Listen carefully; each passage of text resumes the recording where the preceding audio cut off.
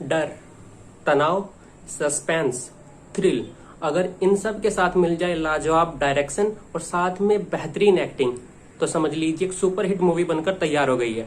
जी हाँ, बिल्कुल एक ऐसी ही मूवी इस हफ्ते 9 जुलाई 2021 को रिलीज होकर ओटीटी के रास्ते आप सबके घरों में दर्शन दे चुकी है।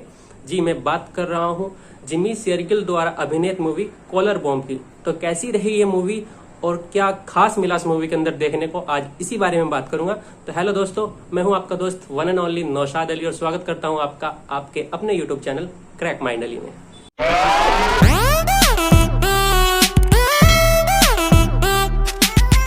तो इस हफ्ते जो मूवी रिलीज हुई उसका नाम है कॉलर बॉम्ब। सबसे पहले बता दूं इसमें मुख्य भूमिकाएं किसने निभाई हैं। तो मुख्य भूमिकाएं निभाई हैं जिमी शेरगिल, आशा नेगी और स्पर्श श्रीवास्तव जैसे कलाकारों ने। अब बताता हूँ मूवी का प्लॉट क्या है। तो मूवी केंद्रित है हिमाचल के एक इलाके पर, जहां पर एक जॉर्ज सैंड नाम का स्कूल दिखाया गया है जो काफी फेमस है। दूर दूर से लोग उसमें एडमिशन लेने के लिए आते हैं। पर हाल ही में वहां पर उसी कॉलेज की एक छात्रा के लिए शोक सभा हो रही है। मतलब उसी कॉलेज की एक छात्रा की एक्सीडेंटली मौत हो चुकी है। कैसे मौत हुई है वो सब कहानी के अंदर रिवील किया गया है। आप जैसे जैसे मूवी देखोगे तो आपको पता लग जाएगा। साथ ही इन्होंने इसमें गेस्ट के रूप में बुलाया है सुपर कोप नाम से मशहूर मनोज हेसी यानी जिमी शेरगिल को। बंदा अपनी पुलिस ड्यूटी में कुछ ज्यादा ही फेमस हो गया है, तो वहां के लोकल जो लोग हैं उन लोगों ने उनको सुपर कोप की उपाधि दी है, तो उनको बुलाया गया है। पर साथ ही एक बंदा और एंट्री ले जाता है वहां पर, जिसका नाम है अली। इसका किरदार निभाया है स्पर्श श्रीवास्तव ने। अब ये कोई नॉर्मल बंदा नहीं है, मतलब देखने में तो नॉर्मल ही है, पर ये पहनकर आया है एक जैकेट जिसमें लगा हुआ है बॉम्ब, और उसका पूरा कनेक्शन है उस जैकेट के कॉलर से। मतलब जो तार गए हैं वो कॉलर को अटैच कर रहे हैं। कॉलर में जल रही है 4 बत्तियां, जिनमें से एक बत्ती तो हरी हो चुकी है, बाकी 3 बत्तियां लाल हैं। अब जो अली है वो टारगेट करता है मनोज हेसी को और उसको बोलता है कि तुम्हें जो जैकेट के ऊपर डायल पैड बना हुआ है उससे कोड डालने हैं, 3 कोड डालने हैं, तो 3 बत्तियां हरी हो जाएंगी। मतलब एक कोड डालोगे तो एक बत्ती हरी हो जाएगी।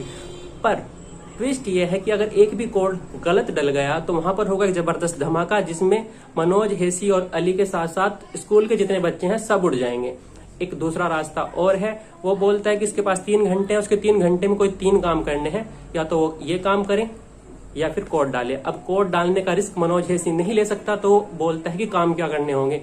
अब काम भी जो अली बोलता है वो नॉर्मल काम नहीं है। सीधे शब्दों में बोलो तो मनोज हेसी जो एक सुपर कोप लोगों की नजर में है, उससे अपराध कराना है। मतलब जिस बच्चे को भी छुड़ाना है वहां से, बदले में उसके मम्मी या पापा को सुसाइड करना होगा, या तो मम्मी को सुसाइड करना होगा या पापा को सुसाइड करना होगा, उनके बदले में उसके बच्चे को बचा सकते हैं। अब ये काम करने के लिए मनोज हेसी को जाना होता है उन बच्चों के घर पे।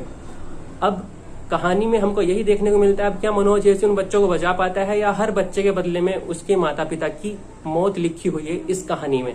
तो अगर इन सब सवालों के जवाब आपको चाहिए तो उसके लिए आपको मूवी देखनी पड़ेगी। मूवी बहुत सारे सवाल आपके दिमाग में पैदा कर देगी, जैसे कौन है ये अली, ये क्यों बॉम्ब वाली जैकेट पहन के वहां पर आया और क्यों उन बच्चों को मरवाना इसका मकसद है। साथ में सबसे बड़ा सवाल यह है कि टारगेट मनोज हेसी को ही क्यों बनाया गया है, जो लोगों की नजर में सुपर कोप है उसी से अपराध क्यों कराना चाहता है। तो इतने सारे सवाल मूवी अपने अंदर समेट कर ले आती है। और कमाल की बात यह है, मूवी ज्यादा लंबी नहीं है, सिर्फ 1.5 घंटे की मूवी है। मूवी को देखकर आपको हॉलीवुड मूवीज की याद आ जाएंगी, जो समय बर्बाद ना करते हुए डायरेक्ट पॉइंट पर आ जाती हैं, और शुरू से ही जो स्पीड पकड़ती है एंड तक वही स्पीड रहती है, और 1.5 घंटे में अपनी पूरी कहानी दिखा के जबरदस्त मनोरंजन आपका करा देती है। तो इसके अंदर भी सब कुछ यही देखने को मिलने वाला है। स्टार्टिंग से ही मूवी अपनी स्पीड पकड़ लेगी, और जो सस्पेंस थ्रिल आपको शुरू के 10 मिनट से मिलना स्टार्ट होगा, वो लास्ट कि लगभग 1 घंटा 25 मिनट की मूवी है, वहां तक वो सस्पेंस थ्रिल बरकरार होता रहेगा। अब कमाल की बात यह है कि जो एक्टर्स हैं सबने अपना रोल बखूबी निभाया है, किसी से भी कोई भी शिकायत का मौका किसी ने नहीं दिया है। सबसे बड़ा कमाल ये है, इस मूवी का जो डायरेक्टर है वो है ड्यानेश जोटिंग, जो मराठी मूवीज के डायरेक्टर हैं। पहली बार उन्होंने बॉलीवुड की कोई मूवी बनाई है, और जबरदस्त डेब्यू बोल सकते हैं उनका बॉलीवुड के अंदर, जिस तरह की सस्पेंस मूवी उन्होंने बनाई है। साथ में जो मूवी के लेखक है जिन्होंने कहानी लिखी है, उन्होंने भी अपना काम बखूबी निभाया है, और एक सस्पेंस थ्रिल जो ट्विस्ट कहानी के अंदर होने चाहिए वो भर भर कर डाले गए हैं। कहानी लिखी है निखिल नायर ने। बाकी कहानी में जो सपोर्टिंग रोल है और आशा नेगी का किरदार निभाया है, जो पुलिस ऑफिसर ही बनी है, सुमित्रा नाम का कैरेक्टर प्ले किया है जिन्होंने, वो भी पूरी लाइमलाइट बटोर ले जाती है। मतलब पूरी कहानी केंद्रित है जिमी शेरगिल के ऊपर, जगह जगह पर जो मेन चीज है वो जिमी शेरगिल ही दिखाए गए हैं। कहानी, पूरी कहानी उन्हीं के चारों ओर घूम रही है, पर उसके बीच में भी आशा नेगी कमाल की वाहवाही बटोर ले जाती है अपनी जबरदस्त एक्टिंग के थ्रू।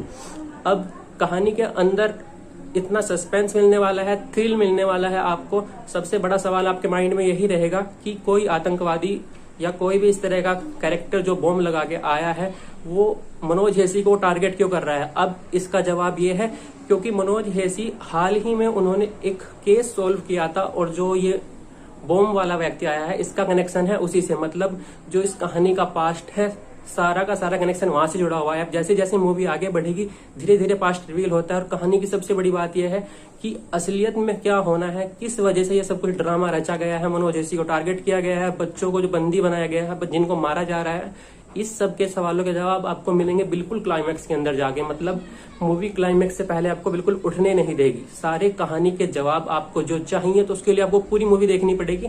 और कमाल की बात यही है, मूवी का सबसे बड़ा प्लस पॉइंट ही यह है कि मूवी आपको बिल्कुल बोर नहीं करेगी। आप अपनी खुशी से बैठोगे, कोई जबरदस्ती आपको नहीं बिठाएगा आपके सवालों के जवाब के लिए। एंड में आपको आपके सभी सवालों के जवाब मिलेंगे और आपके चेहरे पर एक स्माइल आएगी। माइंड के अंदर जो खलबली मची होगी वो भी एकदम शांत मिलेगी। मतलब आपको आपके हर सवालों के जवाब मिलेगा। बस थोड़ी सी कमियां रह जाती हैं कि जो साइड कैरेक्टर हैं जिनको कहानी में काफी अच्छा रोल भी दिया गया है, उनके कुछ मतलब अगर डिटेल और दी जाती तो ज्यादा अच्छा रहता। बहुत से कैरेक्टर ऐसे मिलेंगे जिनके ऊपर पूरी कहानी रची गई है पर उनके फिर भी पूरी तरह से रिवील नहीं किया गया है उनके बारे में, उनके पास्ट के बारे में, या जिस तरह वो कहानी में डाले गए हैं वो पूरी तरह रिवील नहीं किया गया है। अगर वो भी रिवील किया जाता तो हद की हद मूवी 10 या 15 मिनट लंबी और हो जाती। पर जो मन के अंदर सवाल रह जाते हैं उन सवालों के जवाब मिल जाते। तो खैर ओवरऑल बात करूँ तो मूवी बहुत अच्छी बनी है। अगर बात करूँ रेटिंग की तो मूवी को 5 में से 3.5 स्टार मेरी तरफ से। बाकी आप मूवी देखकर बताना आपको मूवी कैसी लगी, कमेंट बॉक्स में मुझको जरूर बताना।